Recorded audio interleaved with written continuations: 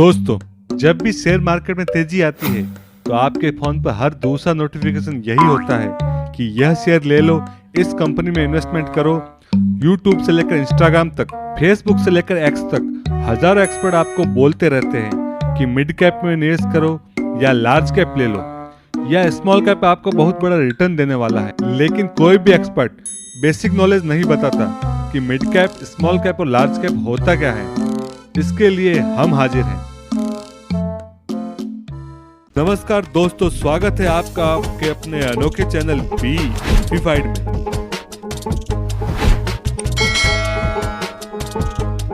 सबसे पहले तो आपको बता दूं कि मार्केट कैपिटलाइजेशन होता क्या है। उसी के आधार पर डिसाइड होता है कि कोई कंपनी लार्ज कैप है या मिड कैप है या फिर स्मॉल कैप है। यहाँ मैं आपको बता दूं कि यह कैप वर्ड कैपिटलाइजेशन का ही शॉर्ट फॉर्म है। तो मार्केट कैपिटलाइजेशन का मतलब होता है कि किसी कंपनी के शेयर होल्डर के पास मौजूद टोटल शेयर को करंट मार्केट प्राइस यानी कि CMP से मल्टीप्लाई करने के बाद जो नंबर आता है वह उस कंपनी का मार्केट कैपिटलाइजेशन कहलाता है। फॉर एग्जाम्पल, अगर किसी कंपनी के टोटल 1 लाख शेयर है तथा उसका करंट मार्केट प्राइस 50 रुपीज है तो कंपनी की मार्केट कैपिटलाइजेशन होगी 50 लाख रुपीज। मार्केट कैप की जानकारी हो जाने पर हमें यह समझने में आसानी होगी कि लार्ज कैप, मिड कैप और स्मॉल कैप क्या होते हैं। स्टॉक मार्केट में लिस्टेड जिन कंपनियों की मार्केट कैपिटल सबसे ज्यादा होती है उन पहली 100 कंपनियों के शेयर ही लार्ज कैप कहलाते हैं। उसके बाद 101 से 250 रैंक तक की मार्केट कैपिटल वाली कंपनियां मिड कैप कहलाती है। इसके नीचे रैंक वाली सभी कंपनियों को स्मॉल कैप कहा जाता है। लार्ज कैप कंपनियों का मार्केट कैप सामान्यतः 20,000 करोड़ रुपए से अधिक होता है। वहीं जिन कंपनियों का मार्केट कैप 5,000 करोड़ से ज्यादा लेकिन 20,000 करोड़ से कम होता है वह मिड कैप की कैटेगरी में आती है तथा 5,000 करोड़ से कम मार्केट कैपिटल वाली कंपनियां स्मॉल कैप की कैटेगरी में आती है।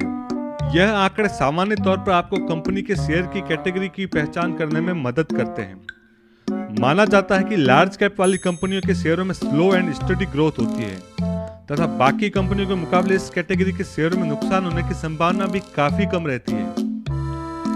इसी प्रकार मिड कैप वाली कंपनियों के शेयरों में लार्ज कैप के मुकाबले उतार चढ़ाव थोड़ा ज्यादा होता है तथा लार्ज कैप कंपनी से तुलना करें तो रिस्क और रिटर्न भी ज्यादा होता है।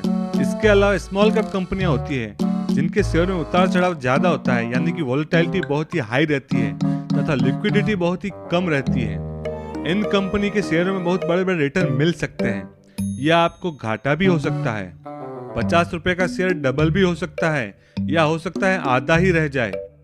स्मॉल कैप कंपनी के शेयर पूरी तरह से हाई रिस्क हाई रिवॉर्ड की थ्योरी पर चलते हैं। लेकिन यह सब शब्दावली और फिगर आपको शेयर मार्केट की ABCD को समझने में सहायता कर सकते हैं, लेकिन शेयर मार्केट की अनिश्चितता के आगे सब फेल है। क्योंकि कई बार बड़ी बड़ी लार्ज कैप कंपनियां स्मॉल कैप कंपनी बन जाती है और कई small cap company large cap company बन जाती है। इसलिए शेयर मार्केट में एक ही चीज निश्चित है कि यहाँ हमेशा उतार चढ़ाव आता रहेगा। इसलिए अपने फाइनेंशियल एडवाइजर से सलाह मशवरा करके ही पैसा इन्वेस्ट करें।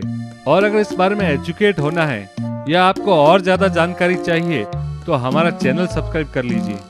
तो कैसी लगी आपको ये जानकारी और किन विषयों पर आप वीडियो देखना चाहते हैं हमें कमेंट बॉक्स में कमेंट करके जरूर बताएं। आपके अपने चैनल बी इन्फीफाइड में।